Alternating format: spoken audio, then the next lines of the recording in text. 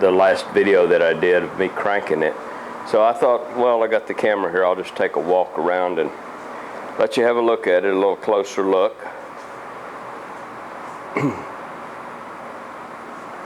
I painted it all red frame, everything red except the white panels in the gas tank. I got the old drum brakes on it, and it's pretty much the way it was when I got it. Beautiful bike, like I say. I mean, it runs so sweet. I got a 2003 Dyna parked out back there. You can see behind the bike, and it's a nice bike, but it's not an ironhead by any means. And this old gal, I just love it. It's just really been a good machine. There's no telling how many miles I have on it. The speedometer broke. It's something at over 100,000 miles, and I've ridden it several years after that. So it's got a lot of miles on it. Since my rebuild, though, I've only got about a little bit less than 5,000 miles on it. And I rebuilt it in the year 2000. I worked on it between 1995 when I started, and I finally finished it in the year 2000. So it took me 5 years to build the old bike. At one time I was going to sell it. Boy, I'm sure glad I kept it. It's hard to find these old machines in decent shape that doesn't cost you a fortune to rework them. So I've been real happy with this one. And give you a shot of from the seat here in my old buckhorn handlebars. I would like to get some speedster bars, but you just can't find them anywhere at all. So I have to make do with the buckhorns that came on the bike. It's very comfortable to ride,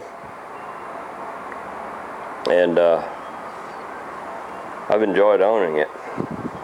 Okay, I just thought you might be curious to take a little closer look at it. Thanks for looking.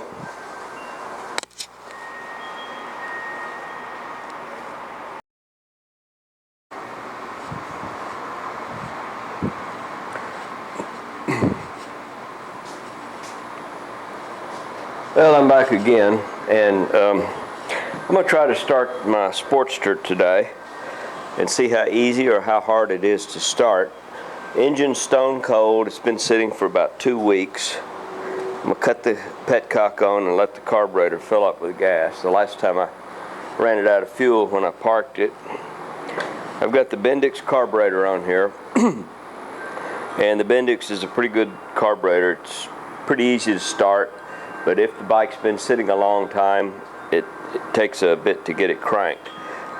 Some of you that watched my last video noticed that I cranked it about 30 times before I finally got it fired, and I used starting fluid too. Let me put the choke on. I always need to choke the Bendix. And then I'm going to kick it through a couple times.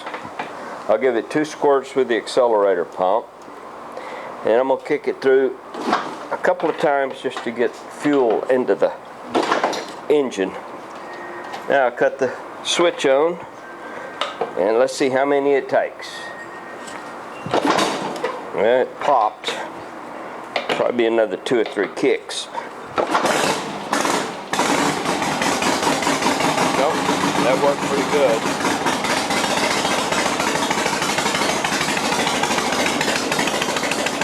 Take the choke off a little bit here.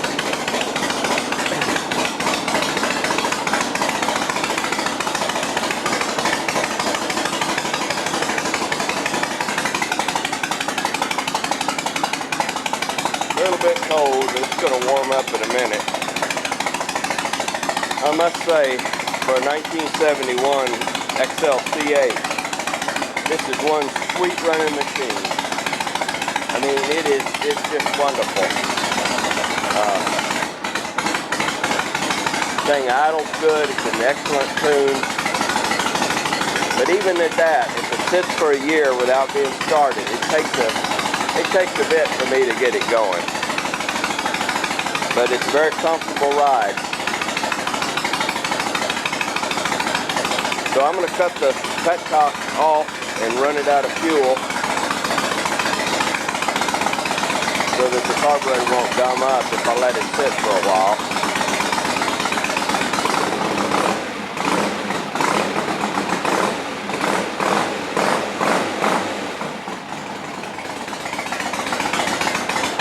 The bike really runs well. Okay, she's out of gas now, so cut the key off and I'll put the wraps back over.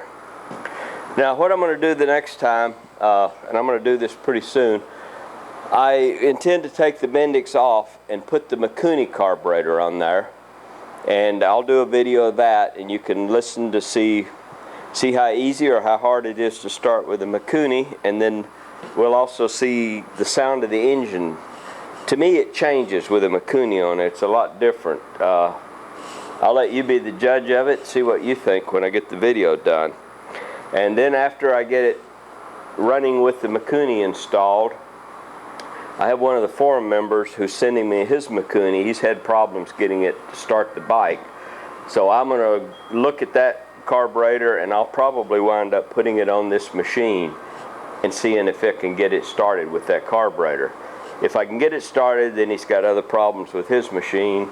And if I have trouble getting it started, then I'm going to have to go into his carburetor and see if I can work the problems out. Anyway, thanks for watching. We'll see you in the next video.